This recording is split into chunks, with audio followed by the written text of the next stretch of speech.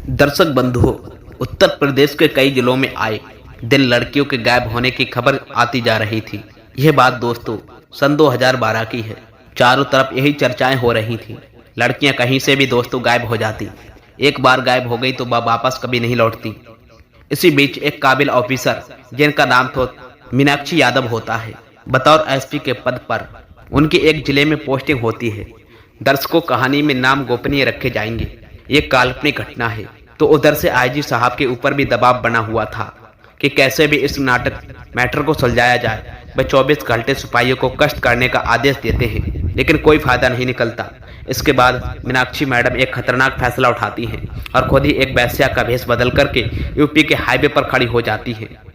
फिर दर्शक बंधुओं, ऐसा गजब होता है कि पूरा का पूरा गिरोह उनके जाल में फंस जाता है। लेकिन दर्शक बंधुओं, कैसे मीनाक्षी यादव ने ऐसा क्या कर दिया? आखिर लड़कियां कैसे गायब हो जाती? आइए दोस्तों बात करते हैं। पूरी कहानी की सच्चाई इस वीडियो में है।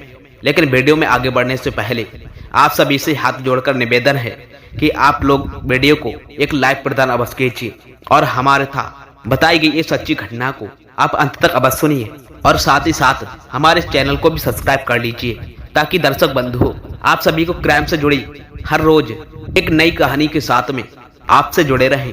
दर्शक बंधुओं, जिस घर से लड़कियां गायब होती थी वो बेचारे घर वाले थाने के चक्कर काटते रहते थे, लेकिन कुछ भी हाथ में ना आता था। अब आए दिन ही लड़कियों के गायब होने की खबर आने लगती है और थानों के चक्कर काटने वालों की संख्या बढ़ती ही जा रही थी। जनता में पुलिस को लेकर के दोस्तों रोष बढ़ता जा रहा था और आखिर पब्लिक कब तक बर्दाश्त कर पाती साथियों। फिर वह दिन भी आ जाता है जब पब्लिक की इकट्ठी होकर रोड पर उतर जाती है और धरना प्रदर्शन करने लग जाती है।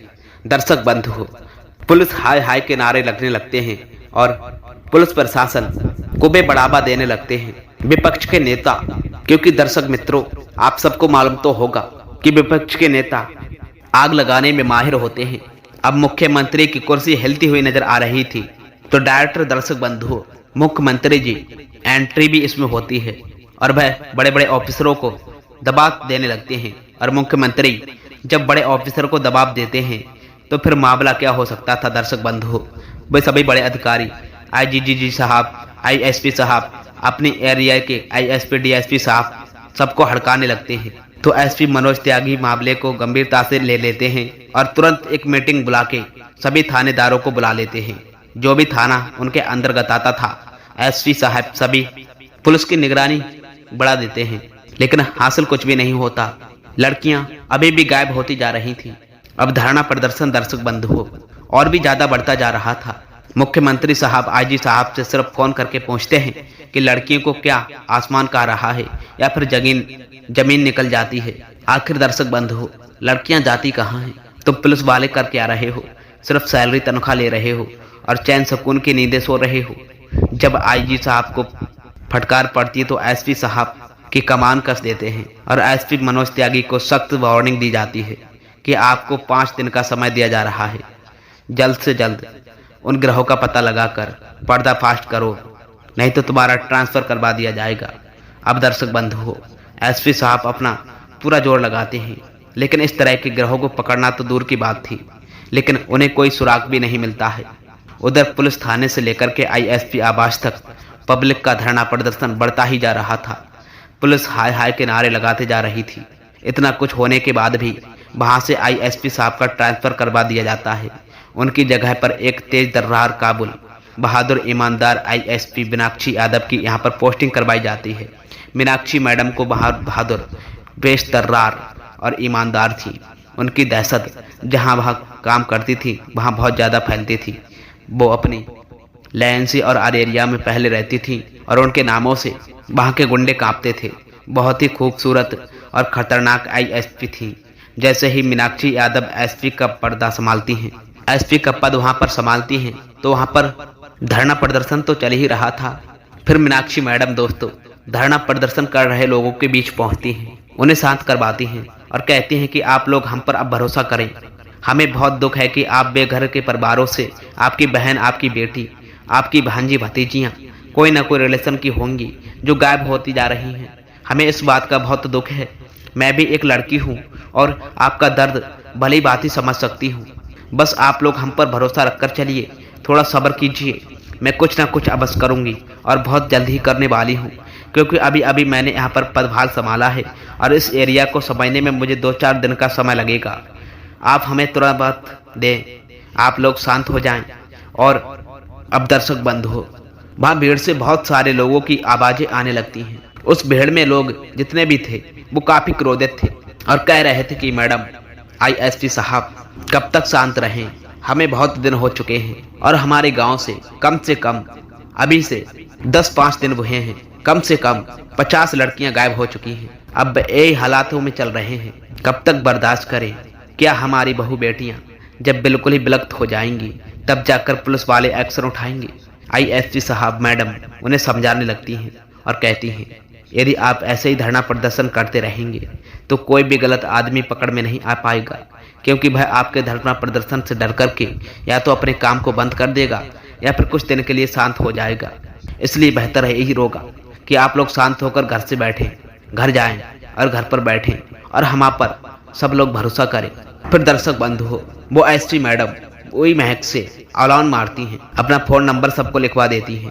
कहती हैं कि कहीं भी किसी को भी संदिग्ध आदमी तो दिखाई दे तो आप हमें तुरंत कॉल करना, और ऐसी किसी भी तरह की कोई मुसीबत आए तो आप हमें डायरेक्ट फ़ोन करना। दर्शक बंधु हो, आप सबको थाने में जाने की कोई आवश्यकता नहीं है, मैं सब मैनेज कर लूँगी। अब लोगों के बीच कानाफूसी शुरू हो जाती है। सभी लोग आपस में बातचीत कर रहे थे कि जब इतने दिन से देख लिया था तो इन मैडम को भी एक बार मौका देकर अवश्य देखना चाहिए। दर्शक बंधु हो, अब आम लोगों की भी सहमति हो जाती है और धरना प्रदर्शन बंद करवा देते हैं और मैडम से कहते हैं कि मैडम मेहरबानी करके जल्द से जल्द कुछ ना कुछ आप अवश्य कीजिए। मैडम उन्हें संतोष देती हैं, लेकिन खुद भी बहुत टेंशन में होती हैं कि आखिर ग्रह को कैसे पकड़ा जाए, क्योंकि उनके पास कोई जादू की छड़ी तो है नहीं कि एक हाथ से कोई मौत और गिरोह पकड़ने में आ जाए। दर्शक बंधु हो, वो बहुत ज़्यादा सोचती हैं, लेकिन उन्हें कोई भी रास्ता दिखाई नहीं देता है। फिर वह अपने अंतर्गत के ताने वाले सभी दरोगाओं को थानों से बुलवाती है। फिर इंस्पेक्टर दरोगा सभी पुलिस वालों को कहता है कि आप सभी को कोई ना कोई आइडिया मुझे बताएं। आप सभी की सलाह अरमानों में सबका अपना अपना दिमाग होता है और कोई ना कोई तो अच्छा आइडिया दे देगा, चाहे वह इंस्पेक्टर हो चाहे सिपाही हो, कोई ना कोई आइडिया अवश्य दे। मैं सबकी कदर करती हूँ। मैडम की ये बात सुनकर सिपाहियों के बीच बहुत ही हर्ष उल्लास की भावना उत्पन्न हो जाती है। वह अपना सीना चौड़ा करते हुए कि एसपी मैडम को हमारी इज्जत कर रही है और सभी को कुछ न कुछ उपाय सोचता है। मैडम सभी की बात सुनती हैं, पैथ आजमाए जाते हैं, लेकिन नतीजा कुछ हासिल नहीं निकलता। लड़कियां अभी भी गायब होती जा रही थी, कभी कॉलेज से, कभी हॉस्पिटल से, तो कभी जॉब से कहीं। इसी तरह से लड़कियां अचानक से गायब हो रही थी। इसके चलते लड़कियां घर से बाहर निकलने पर कम से कम दोस्तों 12 बार सोचती थीं। और दर्शक बंधु, लड़कियां कर भी क्या सकती थीं? उन्हें घर से बाहर तो निकलना था, क्योंकि किसी को नौकरी पर जाना था और किसी को कॉलेज जाना था, किसी को स्कूल जाना था और किसी को अपने खेतों में काम करने जाना था। सभी के कुछ ना कुछ दर्शक बंधु जरूरी काम अवश्य होते हैं। आखिर ये ऐसा कब तक चलेगा? लेकिन बीच बीच में मीनाक्षी मैडम उन्हें आश्वासन देती थी कि फिलहाल कुछ दिनों के लिए लड़कियां घर से बाहर ना निकलें। अब दर्शक बंधु, लड़कियों को घर से निकलना थोड़ा बंद हो गया था। अब वह गिरोह अपना शिकार ढूंढ रहा था, लेकिन शिकार मिल नहीं रहा था। गिरोह के ऊपर से भी फोन आने लगते हैं कि अभी माल डिलीवरी क्यों नहीं हो पा रहा है, कुछ तो आप करो, नहीं तो हमारा धंधा बंद हो जाएगा। क्योंकि इनके तार विदेशों से जुड़े हुए थे। लड़कियों को गिरफ्तार करके सीधा विदेश भेज दिया जाता था और वहां उनसे गलत काम करवाया जाता था। जब आईएसपी मैडम ने सब कुछ करके देखा था, कोई रास्ता नहीं निकला था, तो अंत में मैडम एक खतरनाक फैसला उठा लेती हैं और अपने अंतर्गत आने वाले जितने भी थाने, उनके सब इंस्पेक्टर और इंस्पेक्टर दोनों को बुलवाती हैं। सभी इकट्ठा हो जाते हैं। उनके समक्ष ये अपना एक पक्ष रखती हैं और कहती हैं, मैंने एक निर्णय लिया है, उनमें मुझे आप लोगों का साथ चाहिएगा और आपका साथ ईमानदारी बहादुरी वालों का और दिलोजान से चाहिए। सभी मैडमों का साथ देते हैं दर्शक बंधु, उनका आश्वासन देते हैं। फिर दर्शक बंधु डिस्टिंग और प्रदर्शन शुरू होता है।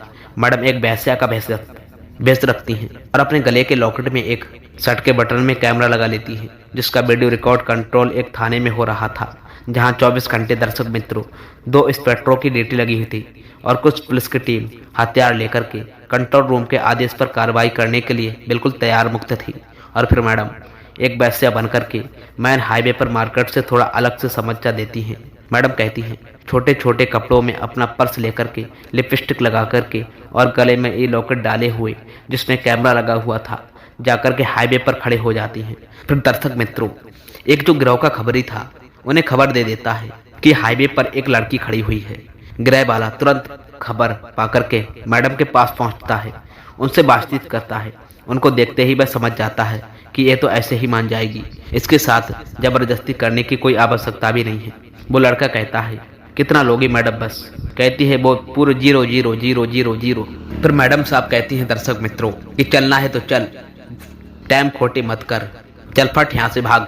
अब आईएसपी मैडम की टपोरी लैंग्वेज सुनकर गिरोह वालों को विश्वास हो जाता है कि ये वैश्या है, कि अब ये वैश्या है। अब वह आदमी कहता है कि मैं तुम्हें 1000 नहीं, पूरे आपको 5000 दूंगा, लेकिन मेरी एक शर्त है, तुम्हें मेरे घर पर जाना होगा।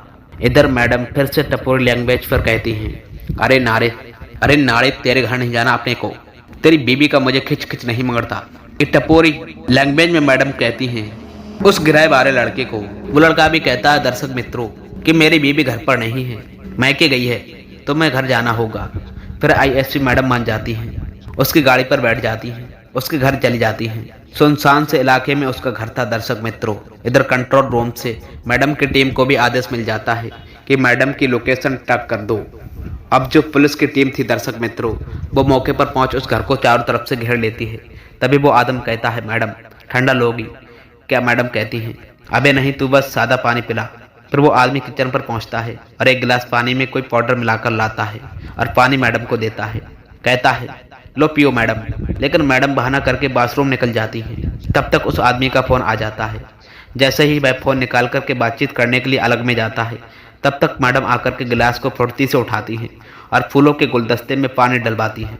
फिर पानी पीने का नाटक करती हैं और नाटक करने के बाद थोड़ी देर में वे मैडम बेहोश होने का नाटक कर देती है। अब वह आदमी जोर जोर से हंसने लगता, खिलखिलाने लगता है। तुरंत ही अपने गिरोह वालों को फोन करता है कि आज बहुत अच्छी आइटम मिला है, विदेश में इसके अच्छे दाम मिलेंगे। वो आईएसपी मैडम के समक्ष फोन पर बात करने लगता है कि बहुत अच्छी माल है, इसके पैसे डबल लगेंगे, और वैसे भी बहुत दिनों से माल सप्लाई नहीं हो पाया है, तुम्हें ज़्यादा पैसा देना होगा। आईएसपी मैडम सभी बातें सुन रही थी। जैसे ही गिरोह वाले उस आदमी से बातचीत करके फैसला लेते हैं, पैसों की बात फिक्स होती है, तो वह आदमी कहता है, ठीक है दर्शक मित्रों, आ जाओ हमारे घर पर ही। अब गिरोह के 4 आदमी फटाफट गाड़ी लेकर के उसके घर पर पहुंच जाते हैं। इधर मैडम बेहोशी का ढोंग रचा रही थी। जैसे ही वह चारों तरफ आते हैं और उसे पैसे दे करके मैडम के चारों आदमी पैर पकड़ने की कोशिश करते हैं, तो तभी मैडम जोरदार लात मारती हैं, तो एक आदमी को बहुत जोर की लगती है। वह दूर जाकर गिरता है। उसके बाद दर्शक मित्रों, आईएसपी मैडम एकदम से उछलकर खड़ी हो जाती हैं और स्टाइल में अपना पिस्टल लहराते हुए निकाल लेती हैं और उन सब की तरफ तानते हुए हिलने की कोशिश की, तो अभी की अभी खोपड़ी फोड़ दूंगी और दुनिया से उठा दूंगी। और वह चारों वो व्यक्ति जो मैडम को लेकर आया था, पांचों के पांचों हाथ खड़ा करके खड़े हो जाते हैं। अब ये सब कंट्रोल रूम में देखा जा रहा था। उसके बाद टीम को खबर लगती है, वो तुरंत उस घर के अंदर घुसते हैं और उन पांचों को गिरफ्तार करवाया जाता है।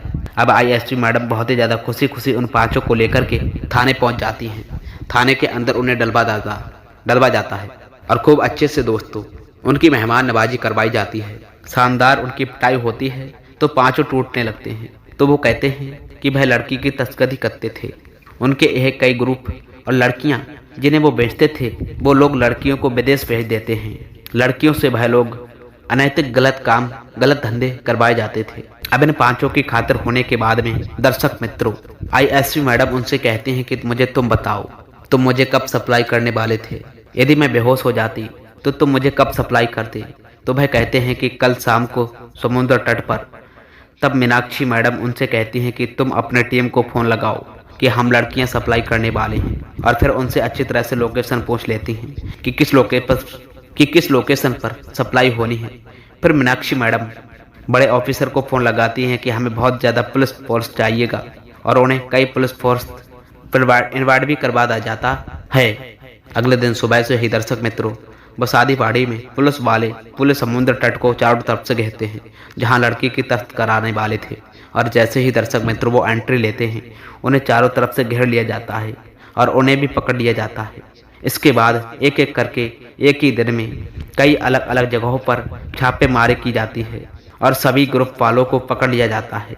अब दूसरे दिन दर्शक मित्रों, अखबार की हेडलाइन में मीनाक्षी यादव यादव यादव मोटे मोटे अक्षरों में उनका नाम छपा हुआ था, एसपी मीनाक्षी यादव यादव।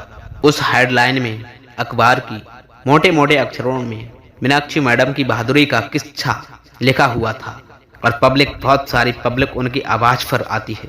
फिर सभी मीनाक्षी मैडम को बहुत बहुत धन्यवाद करते हैं। बड़े बड़े ऑफिसर भी उनकी खूब तारीफ करते हैं और मुख्यमंत्री पर्सनली मीनाक्षी मैडम की तारीफ करने आते हैं और उन्हें प्रमोशन भी देते हैं।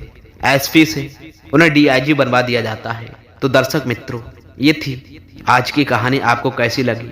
दर्शक मित्रों, मीनाक्षी मैडम की बहादुरी के लिए आप सभी लोग इस वीडियो को लाइक एक अवश्य करें और चैनल को भी सब्सक्राइब करें और मीनाक्षी मैडम के लिए कुछ ना कुछ कमेंट बॉक्स में अवश्य लिखें।